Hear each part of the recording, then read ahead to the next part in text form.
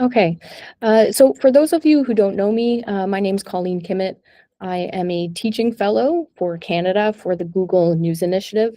So it's my job to do trainings like this in with associations, and I want to thank the RTDNA Canada for helping arrange and partnering on this training series, as well as newsrooms. Thank you, Joanne, and journalism schools as well. So if you are part of a newsroom that might benefit from an individual training, if you're a professor who might benefit from having a Google News Initiative training in your classroom, feel free to get in touch with me later, and I'd be happy to set that up. So this is the second of 3 training sessions. The first in April looked at misinformation. Today we're going to look at research and investigative tools. And on June 6th, we have a guest from the YouTube Canada team who's going to do a session on YouTube for news. So best practices, different formats you can use, and examples of YouTube news creators. I can drop the link to that session too in the chat as well before the end, and include it in the email with the video link and other resources. So I'll just jump in. If you have questions as I'm going, please feel free to raise your hand or drop a note in the chat.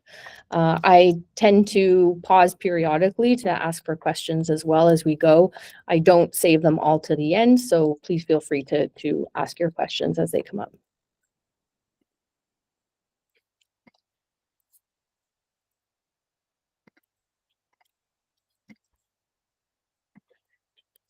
Okay, so I'm sharing my screen now. As I mentioned, my name, my role here with the Google News Initiative. I'm on Twitter, not super active anymore, and there's my email address, super easy, kimmett@google.com.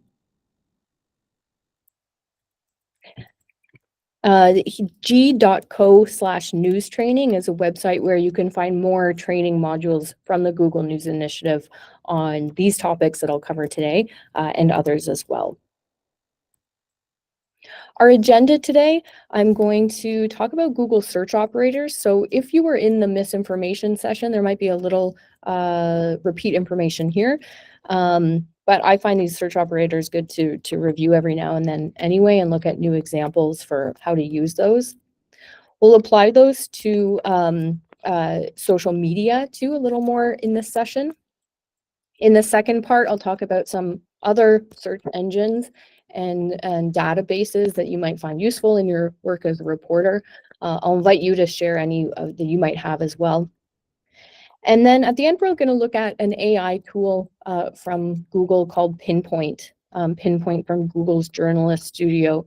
If you don't already know about this one, it's a really interesting free-to-use tool that is aimed specifically at journalists and researchers who have, big investigations, big ATIP requests, document dumps. It's a tool to help organize and analyze large volumes of files and documents.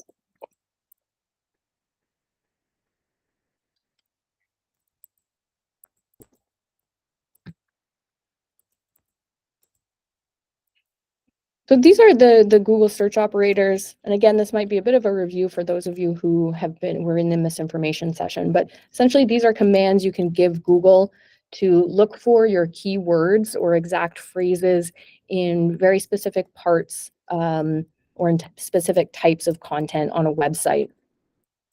So the first, using a site search operator. So this is essentially telling Google, I want to look for these keywords in a specific website or a specific domain. So this can be a good way to search most websites I've found, even those that have their own search function. So, if I'm a city reporter, I might go to my city website. Oh, we're having some delays here. Sorry about that.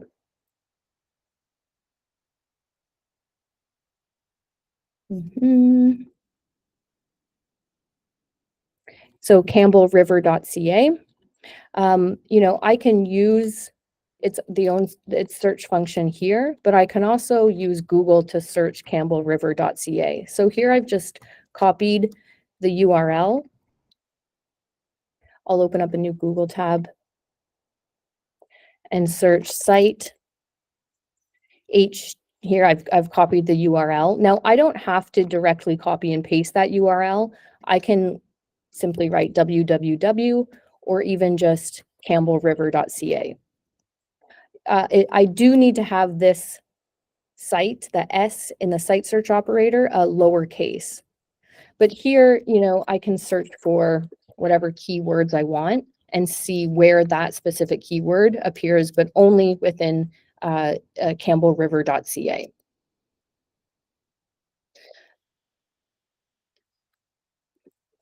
I can also search at a country level domain. So for example, if I'm looking for articles or information on someone in another country, so Ovidio Guzman Lopez, he was arrested recently in Mexico. I might search his name. Let's put this in exact quotes. So these quotes will search for this exact phrase instead of coming up with perhaps another Lopez. And then now I'm going to search for, and if we just take a look at these results before I add a search operator, our top results are Wikipedia, and then we see a lot of US news results, ABC, CNN, AP. I can search for this name just on Mexican domains. And again, I can have if I zoom in here, I can have a dot here or no, but this is the country level domain. So I can search for my keywords or phrases, not just from a specific website, but from a bigger country level domain as well. So here I have results from Mexican news sources. And some of these are in English, some of these are in Spanish. I do have the option of going to a page and then translating the page if I want to see the information in English, if I can't translate it myself. I've done this as well, just for my own name as well. So looking to see, hey, have I, where am I showing up in the UK, for example? I think I've got a few results here. I know exactly where they came from, but very few. But these probably would not show up high if I'm doing a search, just a regular Google search or a .com domain search.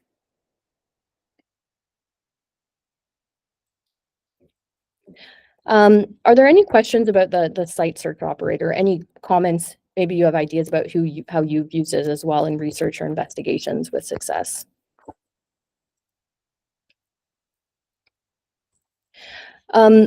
Often I'll combine this, or you can combine this with an in-URL site search operator.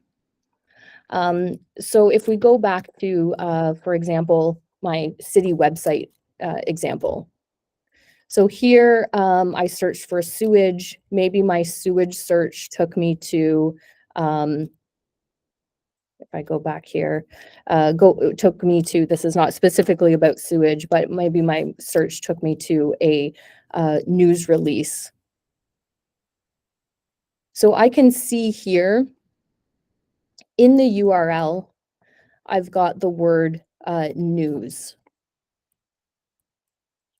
And if I were to click through every news release indexed on the city website, each one should have this news in the URL between two backslashes. So I can search, not just keywords or word or specific phrases on a website, but within a specific indexed part of a website. So if I go back to my Google search, campbellriver.ca, in URL news, and then my keyword again, now I get a list of results, and each of these is a media release, a public announcement that has the word sewage in it. So the site plus the URL search operators allow you to search not just on a website, but within a specific part of a website. Another example I have over here, so I'm on the City of Montreal website.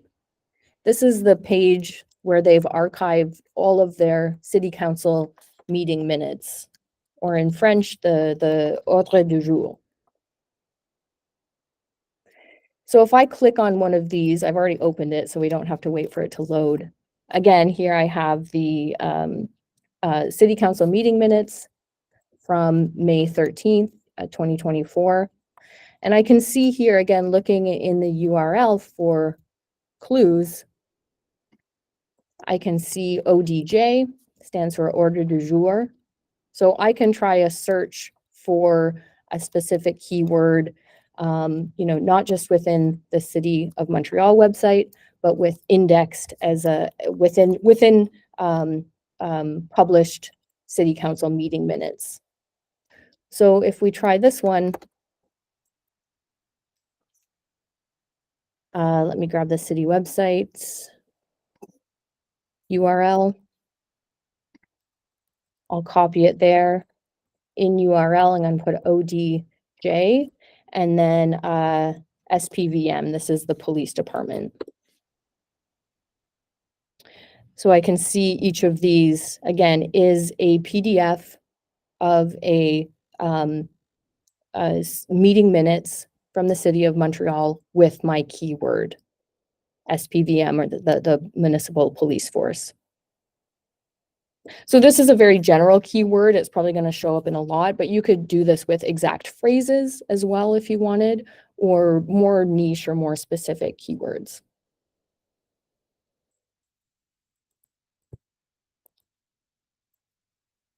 So let me close some of my tabs here as we go. And this also works with social media as well. I'm going to show you an example you can do on Facebook when we get to that part. File type, this is a command you can use to search for keywords within specific types of files on the web. So here, if I go back to my Google page, it works best with PDFs. So again, I'm going to use my name. This is my search operator. I need to put what file type I'm looking for after the colon. So I wouldn't put a keyword here, but the ending of the file type that I'm interested in. And then I can see each of these results includes my full name, but only within PDFs that are found by Google. So again, as a journalist, this might be a way to find if your work has been referenced in any newsletters, in any academic papers, in any reports, etc. I've tried this as well. I tried this with a group of journalists once with a, I think this used to be the former, I think, not current, Minister of Health for Alberta. So anyway, we typed this politician's name using the file type, and what we found were letters that had been published from different organizations, civic organizations, so published in PDF form on their websites, but that had been sent to Tyler, then Minister of Health, Tyler Shandro.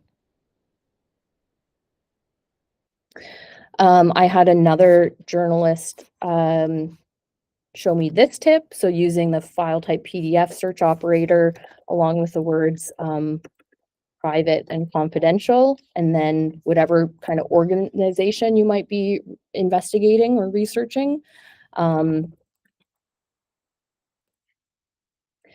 This is a bit of a phishing mission, but the reporter's point was that sometimes you can find documents with the words private and confidential that maybe are not necessarily supposed to be publicly viewable on the web, but you can find them by using these search operators.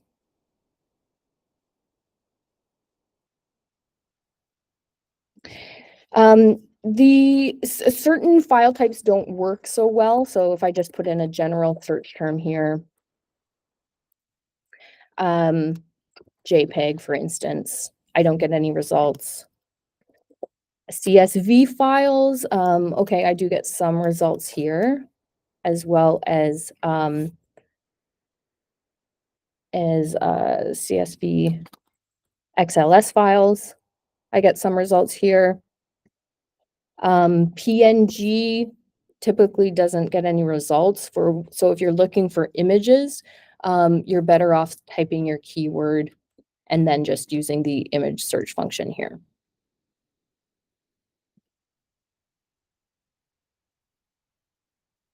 I've also used the file type search function to find, for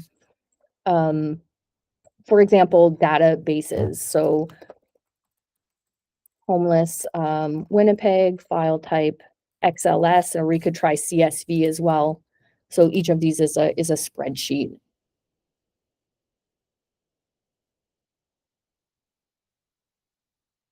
PowerPoint works as well. And of course, you can combine this with other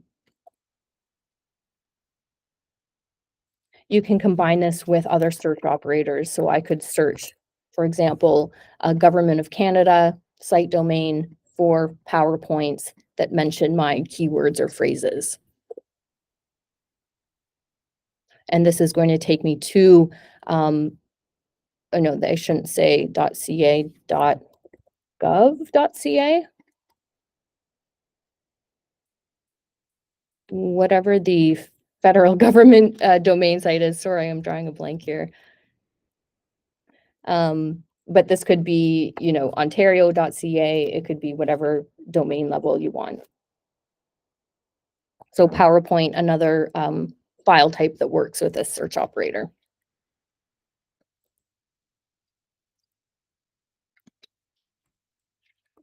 In title, in text, these are search operators that, again, show you your search terms or phrase as it appears only in the title or in the text. So for in text, as you can imagine, it doesn't necessarily work that much better than just a regular Google search. Because you're searching for the word, okay, anywhere in the text of that website. I have used it, though, as an alternative way to search for file types that don't appear with the file type search operator. So, for example, sometimes it's difficult to find geospatial files on the web. So I could try electoral districts BC. If I maybe boundaries, if I'm searching for a geospatial file, I want a map of electoral districts in BC. If I'm not having luck finding those on, say, an open data portal or with a regular Google search like this, I might add file type and then shape file. Or sorry, that doesn't work. I would do in text shape file. So let's just try, if I try searching for a shape file in this way, I don't get any results. But if I try searching for these search terms with shape in the text, it can take me to results where I can find, it mentions a specific file type.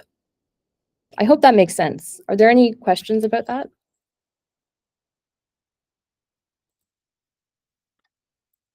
Okay. In title, so yeah, in text doesn't necessarily work that much better or that much differently than just doing a regular Google search of your keywords or exact phrase. In title can help you differentiate between pages. And again, Google search is pretty good, but it can help you differentiate between pages where your keyword is, somewhere in the article or in the web page versus being in the title. So very, prominent or the main subject of that web page. So I had some success with this example, searching for scholarship opportunities. And this could go for grant opportunities if you're a working journalist, or fellowship opportunities if you're a working journalist. But so I started with my keywords, University of Toronto scholarships. And here my first results are a lot of general pages. So this page is just more a general page about student awards, what they are, um, et cetera, et cetera, et cetera, with lots of links to find out more, a link to their award explorer. So I could try that. But when I put University of Toronto, maybe I'll add journalism in there and put scholarship in the title, it's bringing me to more specific web pages that are for a specific scholarship. So the UTM Alumni Scholarship, the Oculus Scholarship, Investec Scholarship, etc.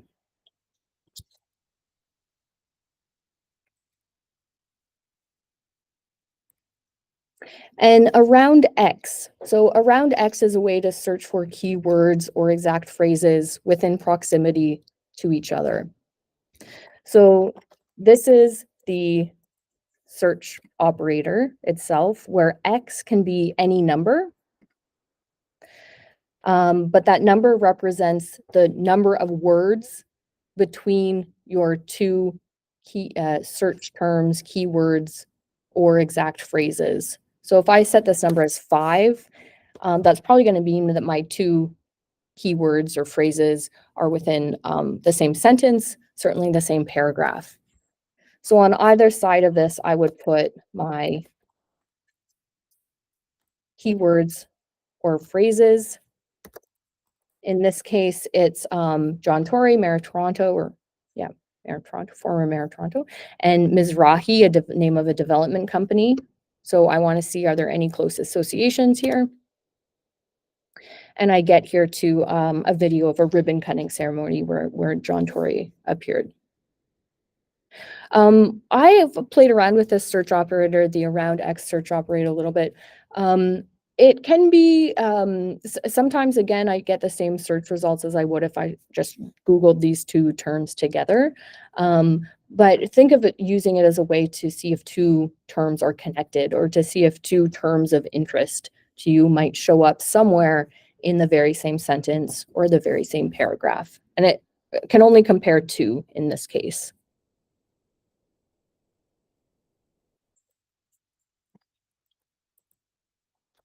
Any questions or comments around any of that?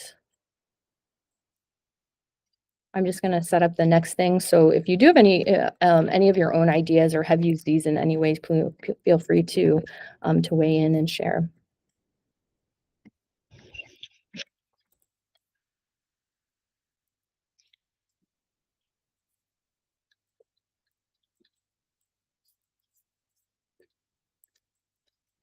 Okay, the next thing I'm going to talk about a little bit is getting into searching social media platforms. So I'll be looking primarily at Twitter, TikTok, and Facebook. And I mentioned this in the misinfo session as well, but some of the tools there were, useful tools around searching and kind of going through researching content, hashtags, trending social media posts. CrowdTangle was one of them. Botometer, a way to check Twitter profiles, TweetBeaver, a way to see tweet trends. So as Twitter/X and Meta have disabled some of their free API functions that allowed people to pull a lot of data from those sites, it's become a little more difficult um, to search in a strategic way social media sites, but I'm going to show you some operators, search techniques using those Google search operators that I talked about, to show how you can use them to target your searches on social media. So if we're looking at TikTok, for example, using, again, the site search operators to search TikTok can be a good way to start and to see, what's out there on the keywords you're interested in. So simply starting with, okay, I'm going to search TikTok.com. I'll do something a little more relevant than my example in the slide there, which was just Ontario. But, recently in Ontario, there was this tragic police chase on the 401 that was in the news recently. So I might start with a search like this. So I can see all the results. The first few results are from news channels, news outlets on TikTok. Um, and then as I scroll down, I start to get, okay, this is a private law firm. I might click on one of these. And from here, I'm gonna have to mute all these. From here, I can see, I can see this post, examine this post, who's posting it as well. But I can also get a sense of what hashtags are being used on this topic. And so I've got here 401 police chase, Highway 401, a police investigation. I'm down here, sorry, by the way. These are the hashtags that this person has tagged their video with. So I might take one of these hashtags and add that to my search. So if I go back, I can search, oops, copied my old.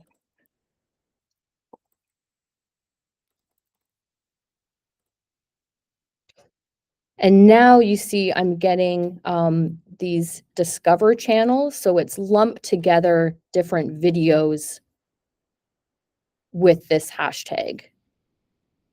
Some of these I think are just people showing off their very fast motorcycles. Sometimes I'll do a search like this and I get unrelated videos because someone has just stacked their tags. They've stacked their metadata with keywords that they think will get a lot of clicks.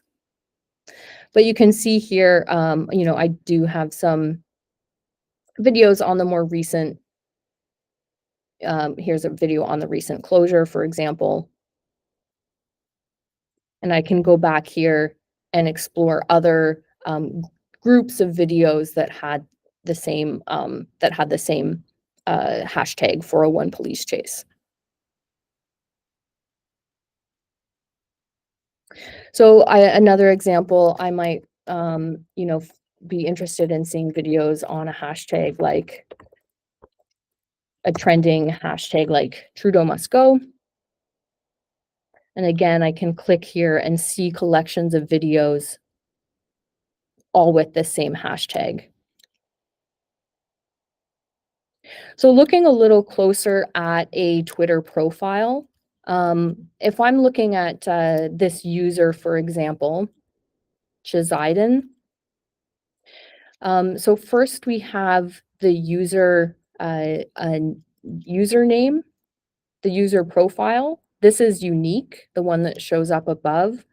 This is a user display name that is not necessarily unique. So in this case, the person has the same username and the same username is at the top, it's unique. Display name is below. Other users can share this display name, have the same display name.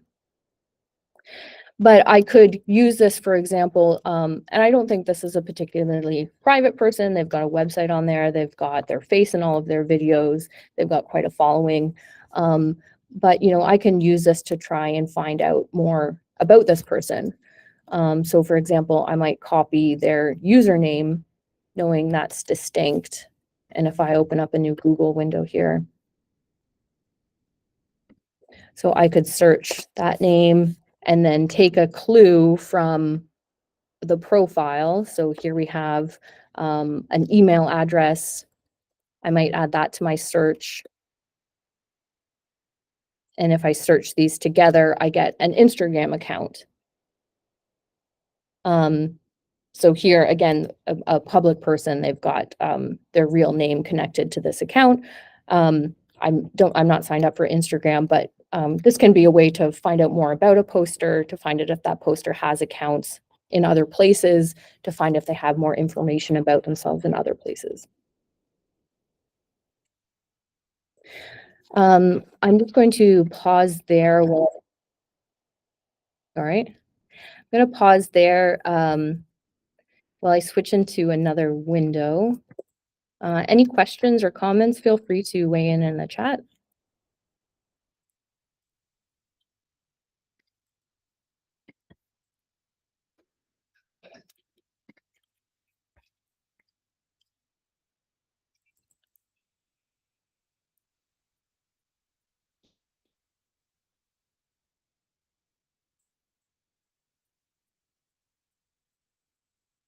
So I can also search for, we're here on my Facebook page.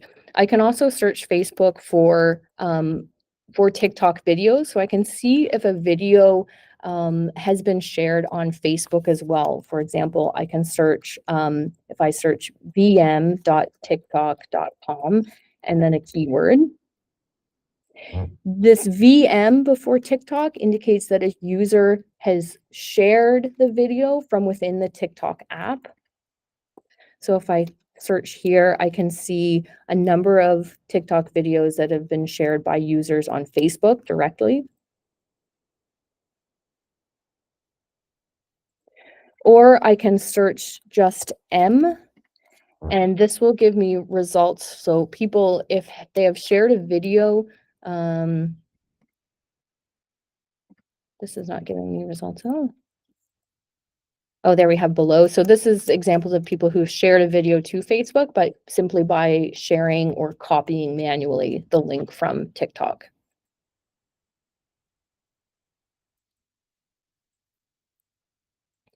I mentioned searching using the in URL and site search operator to search Facebook as well. So I've used this search operator combination to look for specific groups on Facebook. So if I'm reporting or researching a story, I want to find people directly affected by or advocating for a certain issue. I might try to find people in Facebook groups who are discussing it, or people who have, coalesced around Facebook groups. So I can use these by searching, in URL groups, site facebook.com. I can search just groups within Facebook for my keywords. So here, for example, I search Freedom Convoy, I get a number of Facebook groups and only Facebook groups. So using this, I'm able to bypass companies, pages, just a simple post, a single post that might mention my keyword, ads, businesses, products. I'm just getting groups on Facebook with my keywords.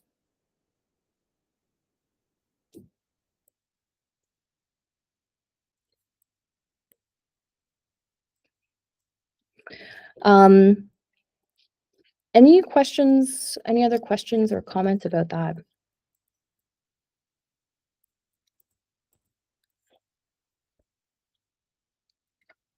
Okay.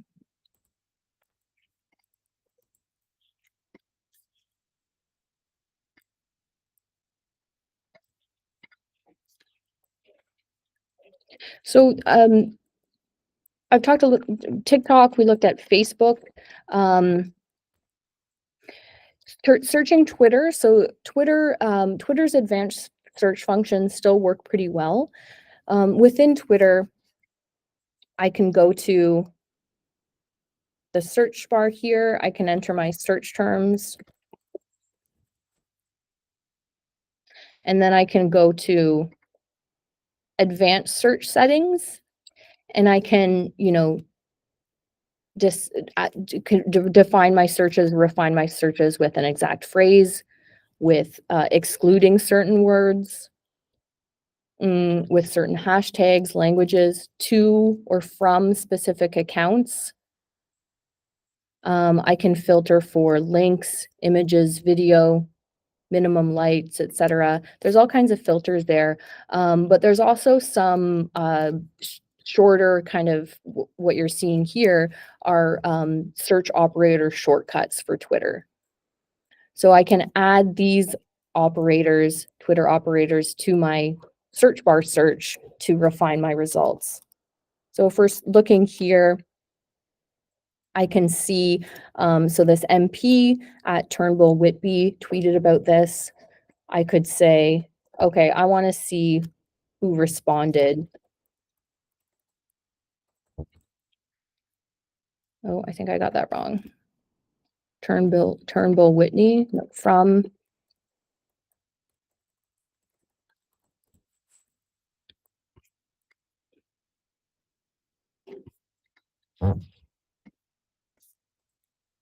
I'm going to copy paste it from account.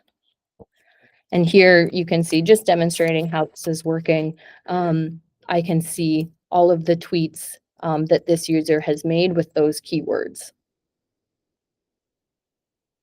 Or I could see tweets that someone have made to this person. I don't need to even put a keyword here. I can just keep it open.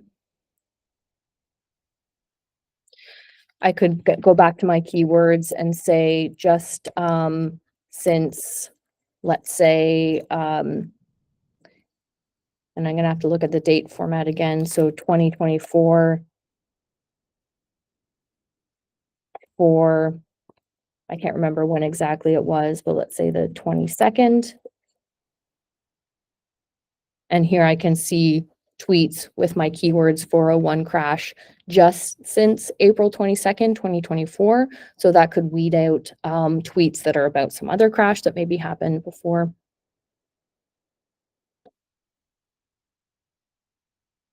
And then I can also geocode. So geocode using the latitude and longitude, I could search for tweets from a very specific location. So if I go to maps.google.com, I'm going to go to Whitby. Oops. Okay, it corrected me there.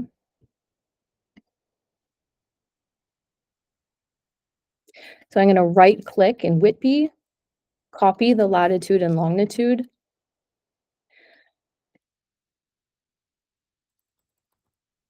paste it here. I have to delete this space, that's really important, and then give a kilometer radius, so say 20 kilometers. And here I can see tweets uploaded from within 20 kilometers of Whitby with the keywords 401 or crash. So here you can see I'm seeing, not just like condolences and all of that, but actually some responses from people. This person looks like someone who was just on the road when it happened and took some pictures. I could even add a filter to this if I wanted to. I'm just going to add to my search string filter for media, and that would target my search to only tweets that appear with photos or with video.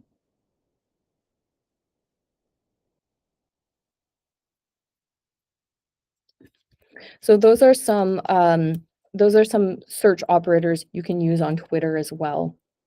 And I'll include these in the handout. I have a link to a big Google Doc with these tips and all kinds of other stuff as well. I'm going to talk a little bit or show you, not necessarily demonstrate, but just show you, make you aware of, remind you of some specialized search engines and databases that are out there. So the first is Google's newspaper archives. So if I go to news.google.com/newspapers,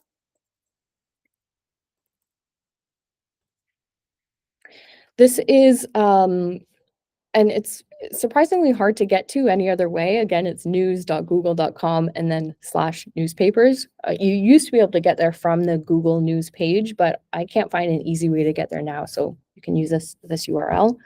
But this is historical newspapers.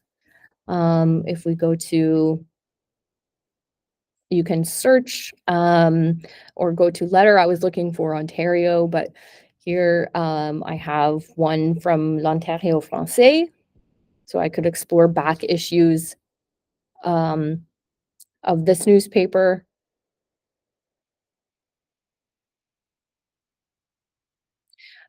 Searching for keywords within this is possible.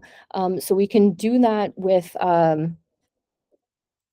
let's try the search function. So the search function doesn't work. If I search the archive, it will search the archive, the entire archive for keywords, but not necessarily just this newspaper. But I'm going to show you with Pinpoint how you could build a very searchable collection with archival newspapers like this one. But just making you aware of its existence, if you are. You can see here, I've gone back to the Google News page, but the website again for archival newspapers is news.google.com/newspapers. Archive.org, the Internet Archive. This is a great resource. Most people know it for the Wayback Machine. So this is where we can look for previously saved versions of a website by entering the URL here. The Thais.ca, this is where I was a reporter. So you can see here, this website has been saved almost 67,000 times. And this happens automatically through the Internet Archive's crawlers. That's its reason for being, is archiving the internet. It's a nonprofit based in San Francisco. I could click on any of these and see, what the Tyee homepage looked like, say, on January 3rd, 2013. So a lot of people know it as the Wayback Machine, or for its save website version. So you can also download a plugin, an extension that allows you to manually save your own save archive a URL. So if you're doing research, you come across a website, you want to save it as it exists right now or right then when you're looking at it, you can use a Wayback Machine browser extension in Chrome. So it lives up here. I've already got it downloaded, and you can see here, I hope you can see this pop up on my screen share, but I could, for example, save this page right here, save page now, and then I've automatically got a archived URL. But the Wayback Machine also has archives of, for example, music, audio, radio, with a very searchable index that allows you to search for keywords or exact phrases, with advanced search functions as well. So they've got archived books and texts, archived movies and shows, animations, films, news shows, radio, music, even old versions of software, games, etc. So it's a good resource, not just for saving, archiving websites, but lots of audiovisual content saved on there as well. Openparliament.ca. I want to get to Pinpoint, so I'm going to just mention these. I won't dig into them, but this is a searchable archive of Hansard records. Much more searchable, in my opinion, than the Hansard records themselves. Openparliament.ca. You can search by MP name, by bills, by debates, by committees, and each result leads you back to the original document as it appears on Hansard, so you can verify it. Canly.org, I'm sure many of you know of this. It's a database of case rulings in Canada by court. You can search by case name, but also by keywords. So if you want to explore cases on, hate crimes in Canada, you can do that through Canly. Native-land.ca. This is an interesting one that allows you to see the languages, the nations, and the treaties on any regional area that you choose. So you start by typing in the place that you know somewhere as, Toronto, Montreal, Vancouver, and then within there you can see who are the groups, what language do they speak, and what treaties have existed on that land. They also include on nativeland.ca a link back to the nations, so you can verify yourself that this information is correct. And then marinetraffic.com. This is a fun one, kind of within the open source investigations world.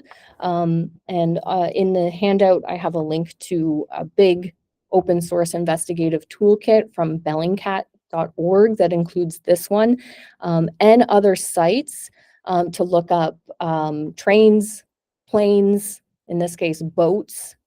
So you can see here, not only what boats are on the ocean in any given area, but details about that boat by ship type, country of origin, direction it's going, direction it's coming from, etc. And this is a free tool as well. Okay, for the last part of this session, for the last 10 minutes or so, I'm going to demonstrate Pinpoint. Um, so Pinpoint is a research tool that allows you to collect, analyze, and explore search within large collections of documents. Um, you can upload all kinds of files. So you make your own Pinpoint collection by uploading files, images, emails, even handwritten notes, audio files. It's got a keyword and exact phrase search function. You can see here the different types of files it supports. And it also creates automatically a entity list for each collection. So I'll take you into my Pinpoint collection in just a minute. You can keep your collection private, keep your documents private, and share with other Pinpoint users as needed. So you can co-create collections with other members of your newsroom if they also have a Pinpoint account. And Pinpoint also does a structured data extraction. So if you have a collection of structured forms, like in this example, a W-8 form, you can use Pinpoint to extract specific values, not just from one form, but applied to all the forms in a collection to create a downloadable CSV file. Pinpoint has a new Explore section where users, so these are major newsrooms, have made their investigations public, their document collections public. For example, the Boston Globe. G.co/Pinpoint is where you can find out more about Pinpoint and sign up for an account. You need a Pinpoint account, you need a Google account to get a Pinpoint account. You are supposed to be a journalist. So again, this tool is really meant for researchers and journalists. So it is a form you fill out, but usually approval is granted, if you are a journalist, within less than 24 hours. G.co/Pinpoint is where you can sign up for that. I'll put that in the chat. So let's take a look at my account.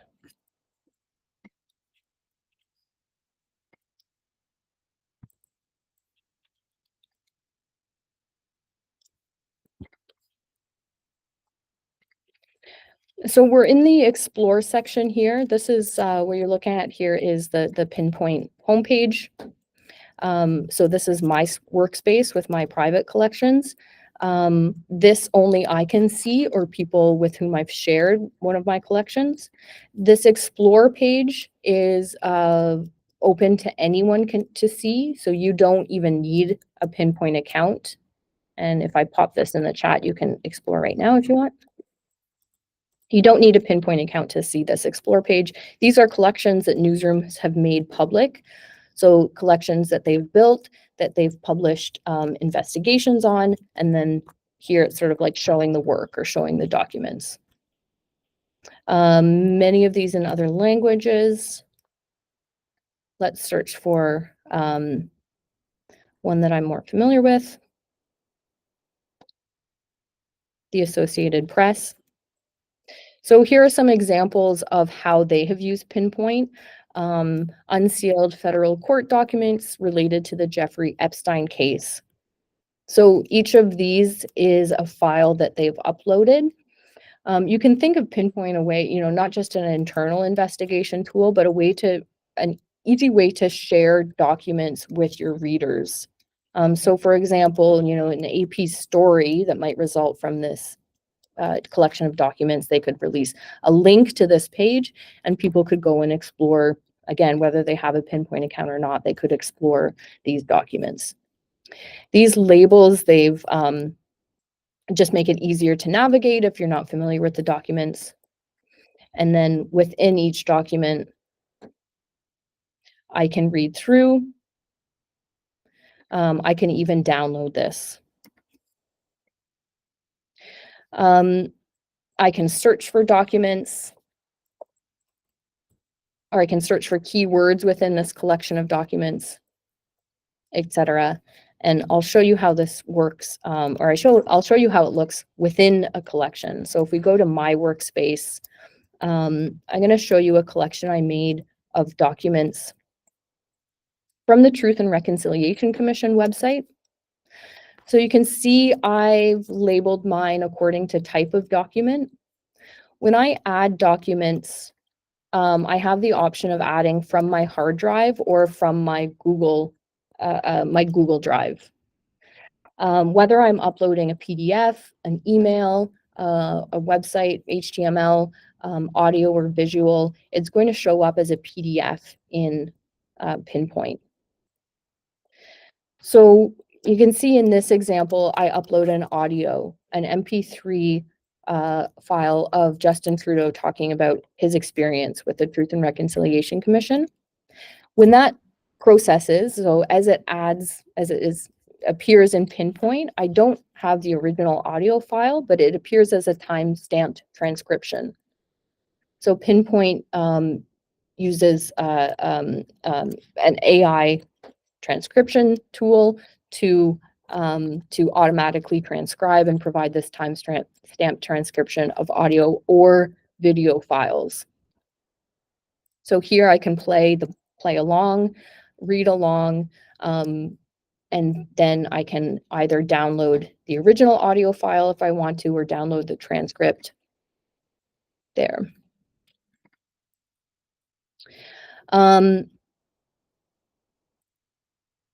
If I so as I upload my documents to a Pinpoint collection, it automatically generates, and this is automatic, I don't have to do anything, this entity list. So it's based on the same algorithm that creates Google's knowledge graph. So this works for proper names, people names, organization names, and location names that appear in your entire collection of documents. So if I click on Mohawk Institute Residential School, I can see where this name appears in my entire collection. I can see it appears in 16 documents. And if I click on one of those documents, I can see exactly where it appears. And then I can also search my collection for keywords. So in this case, if I search for food, it will give me any time the word food or a synonym for food appears in my collection. So here we have cuisine, foods, meal. I can search for an exact word in this way and with quotes. Similarly to how you would search for an exact phrase, this will give me only results for meal. And I can also, if I go back to that collection, I can also upload, I mentioned historical documents, so building a historical collection. This is the name of one of the residential schools. So if I searching for it here, and if I click on the result, you can see that Pinpoint is using OCR to actually read handwriting. It's really, really good at reading, surprisingly good at reading handwriting, even in historical, very old historical documents. So you can see here it's read this printing and it's read this writing. And if I go back to another collection, even older, this is a collection of 1885 Confederate pension applications. So you can see, get a sense of the quality of the handwriting there. But still, it doesn't do this perfectly, but I can still search for specific names, Celia Gold, as they appear in this collection.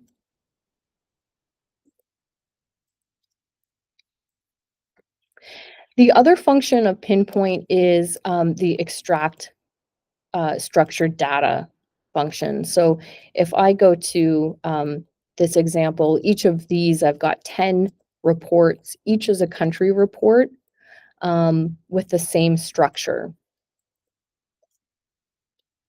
So Afghanistan, Brazil, showing the same values. So let's say I have this collection of documents, but I only want to pull one value from all of the documents, or a few values, or even all of the values. I can click, so I've clicked down here on extract structured data. And I'll just undo this work that was done before. I can select values here. So in this case, I want okay, for my entire collection of documents, I just want information on the current head of state, the party, and how long they've been in power. I've selected those values from my sample document, but Pinpoint has applied those extractions to my entire collection of documents. So you can see here in the preview, I'm getting the head of state, their party, and the duration of their tenure from all of the reports in my collection. If I click extract that, I can download it as a CSV file and then view it in a spreadsheet and do what I want with it. The nice thing about this extraction too, and I'm going to import what I just downloaded there, is that it takes you back to the original document. So downloads, extraction example, replace spreadsheet. As this loads, you can see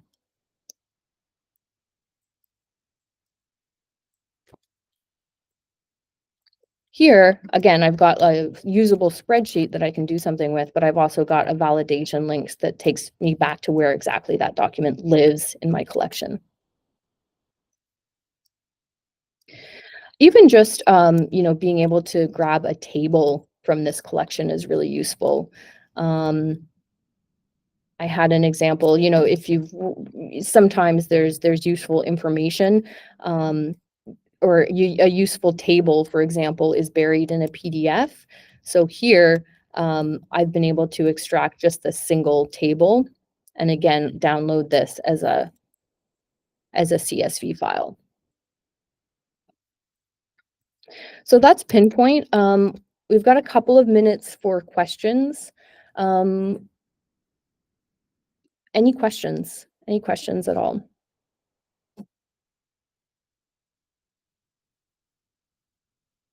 Okay. Well, as I mentioned, I will send out an email to participants with a link to this video and a big Google Doc with a list of all the tools and the tips that we've looked at.